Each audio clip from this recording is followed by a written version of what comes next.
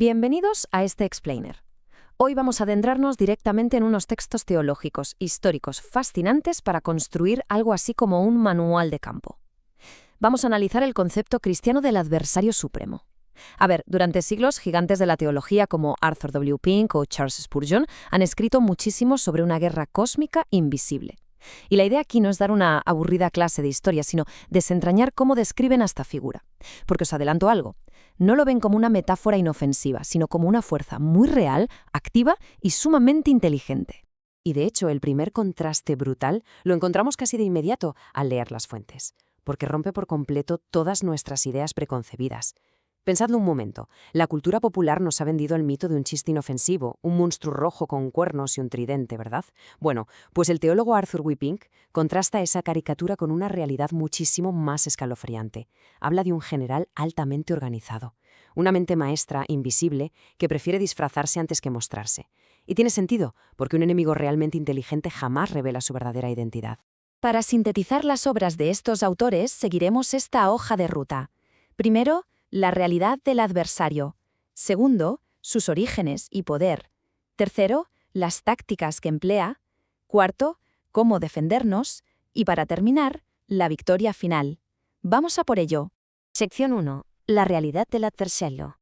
Como decíamos, aquí no estamos hablando de un concepto abstracto del mal flotando en el aire. Si catalogamos sus características, basándonos en los escritos de Pink, descubrimos a una entidad con atributos personales clarísimos.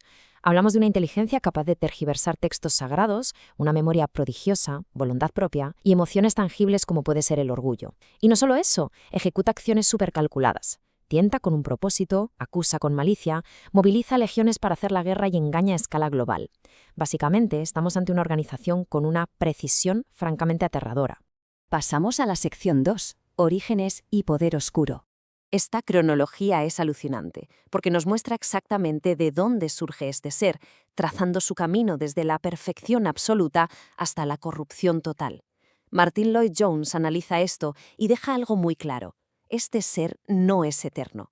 Eso echa por tierra el mito de que el bien y el mal siempre han existido en paralelo. Fue creado perfecto. De hecho, tuvo una era de perfección, siendo el querubín protector. Pero en su hora de rebelión, el orgullo y la sed de ser adorado lo consumieron por completo, lo que provocó su expulsión y su derrota definitiva. Ahora bien, aunque esa caída fue masiva, su fuerza sigue siendo tremenda. Los textos insisten en que posee una fuerza muy superior a la humana. Lidera a una jerarquía organizadísima de ángeles caídos y hasta puede influir en la salud física y el entorno natural. Pero, y este es un pero gigante, hay límites estrictos. Todo este poder oscuro opera única y exclusivamente dentro de los límites de la voluntad permisiva divina, es decir, solo llega hasta donde Dios se lo permite. En el fondo, no es omnipotente, ni mucho menos. Sección 3. Las tácticas del tentador. Tengo que compartir esta cita de Thomas Spencer porque me parece sencillamente brillante. Capta a la perfección su naturaleza sigilosa. Nos dice que, igual que un camaleón adopta el color de la hierba para cazar moscas sin que se enteren, este enemigo asume la forma que menos nos asusta. Se adapta continuamente. Si el ambiente es muy rígido, empuja hacia la obstinación.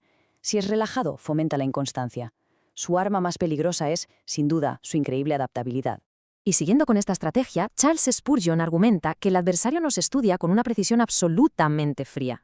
Utiliza una analogía genial. Dice que nos evalúa como un tratante de caballos, buscando siempre ese pequeño defecto oculto.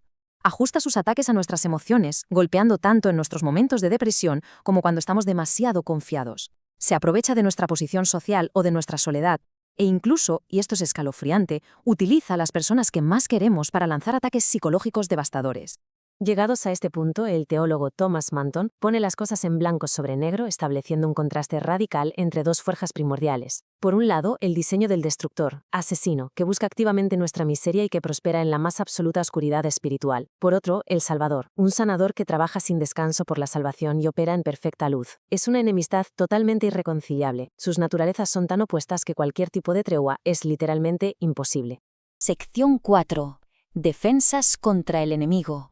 Sabiendo todo lo anterior, la gran pregunta es ¿cómo nos defendemos?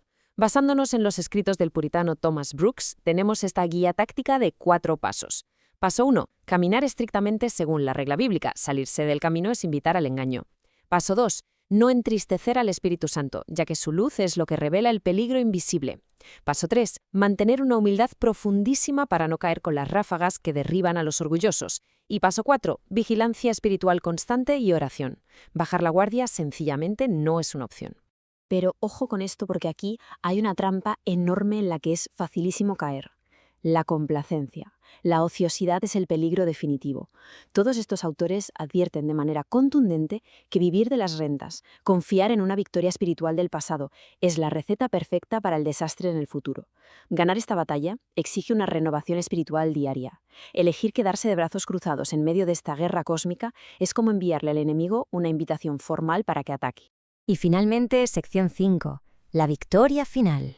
Aquí es donde Jonathan Edwards señala una ironía brutal y fascinante. Si comparamos la intención original del adversario con el resultado divino, nos llevamos una sorpresa. El intento inicial a través de la tentación era esclavizar y arruinar a la humanidad para siempre, sin remedio. Pero el resultado divino fue un movimiento maestro. Esa misma tentación sirvió como la excusa perfecta para elevar la naturaleza humana, llevándola a una unión muchísimo más íntima y cercana con su creador. Y los textos históricos verdaderamente se deleitan explicando la brillante paradoja de esta victoria. Lograron confundir por completo a una inteligencia tan vasta utilizando herramientas que a simple vista parecían debilísimas: la pobreza, el dolor, la cruz. Es la clásica dinámica de David y Goliat. Las armas favoritas del adversario, que eran precisamente el sufrimiento y la muerte, fueron usadas como el mecanismo exacto para desmantelar todo su imperio. Charles Spurgeon lleva toda esta teología a su punto álgido, definiendo el arma definitiva, la sangre del Cordero. Y no habla de admirar un simple sacrificio moral, sino de una muerte sustitutoria que expía el pecado por completo. Pensadlo así: si el adversario es el gran acusador que usa cada error en nuestra contra, al pagarse la deuda por completo, se queda sin munición. La voz del acusador queda silenciada para siempre. Es el arma suprema que desarma totalmente su estrategia. Así que, al cerrar este manual de campo teológico, las fuentes nos dejan resonando una pregunta profundamente provocadora sobre esta guerra silenciosa.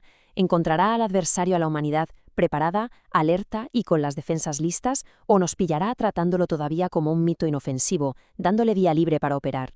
Estudiar estos textos es sin duda un llamado a despertar. Muchísimas gracias por acompañarnos en este explainer.